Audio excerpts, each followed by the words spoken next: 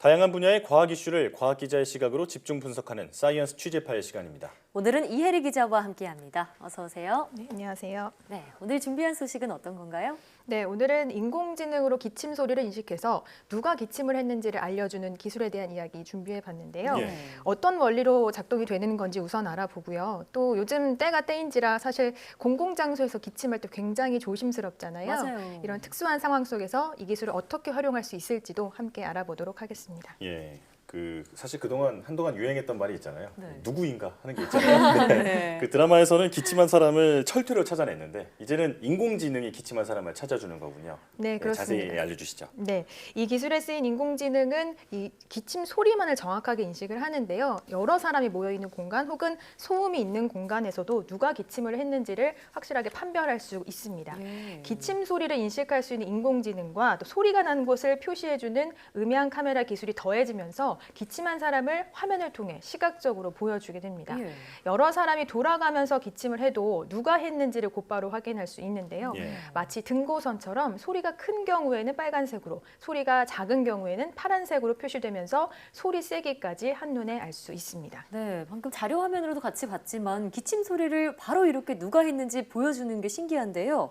그런데 기침 소리만을 인식한다고 하셨잖아요. 그러면 재채기는 인식을 못하는 건가요? 네, 그렇습니다. 연구팀은 인공지능이 기침 소리만을 인식할 수 있도록 하기 위해서 네. 4만여 개에 해당하는 기침 소리를 학습을 시켰습니다. 반대로 기침이 아닌 소리 15,000개를 학습시켜서 기침 소리만을 정확히 구별할 수 있도록 했습니다. 네. 이 재채기의 경우에도 기침이 아닌 소리로 학습을 시켰기 때문에 인공지능은 이를 구별할 수가 있었습니다. 연구팀은 또 공항이나 카페와 같이 소음이 많은 특수 상황 속에서 기침 소리를 인식할 수 있도록 상황별 학습도 진행했는데요. 예. 연구진의 이야기, 이를 통해서 정확도가 약 88%까지 향상됐습니다. 네. 연구진의 이야기 직접 들어보시죠. 기침 소리, 기침 아닌 소리, 그다음에 여러 가지 배경 소리를 놓은 다음에 어떤 랜덤한 임의의 비율로 섞어서 데이터 개수를 좀 많이 한 상태에서 학습을 한 버전이고요. 만약에 이 이제 기침 카메라가 이제 특정한 어떤 장소에 적용이 된다면 그 특정 장소에 맞는 배경 소리랑 거기에 있는 이제 기침 소리로 조금 더 좀 구체화해가지고 하게 되면 좀 더 정밀도는 훨씬 더 정확도는 올릴 수 있을 겁니다. 그러니까 더 많은 양의 데이터를 학습하게 되면 더 그 정확도도 올라갈 수 있다. 이렇게 이해하면 되겠는데 이런 기술이 개발된 그 계기가 아무래도 코로나19잖아요. 네. 특히나 이제 기침 증상이 있는 사람을 이렇게 비대면으로 그 구별할 수 있는 기술 굉장히 획기적인데 사실 이전에는 없었던 기술이죠. 네, 그렇습니다.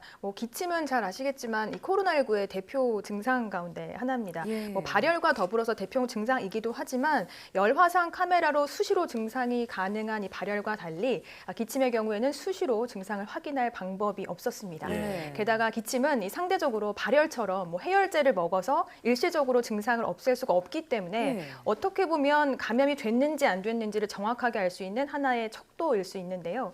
코로나19 증상에 관한 통계에서도 기침에 주목해야 할 이유를 한 번 더 확인할 수 있습니다. 예. 이 증상이 나타난 사람들의 증상 통계를 살펴보면 주요 증상 가운데 기침이 41.8%로 가장 큰 비율을 차지하고 있었고 객담과 발열, 두통 등이 뒤를 이었습니다. 예. 이 때문에 이 밀폐된 공간에서 누가 기침하고 있는지를 아는 것은 전염병 확산을 막는 과정에서 아주 중요한 요소일 수 있습니다. 예, 말씀하셨다시피 기침이 코로나19의 주된 증상이고요. 또 기침할 때 나오는 비말, 침방울이 코로나19를 감염시키는 요인이 되잖아요. 그렇기 때문에 이 기술이 상용화되면 코로나19 방역에 도움이 될 것 같은데요. 네, 그렇습니다. 연구팀은 우선 이 기술을 코로나19 중증 환자가 입원해 있는 병실에 적용하는 것을 최우선 과제로 꼽았는데요. 예.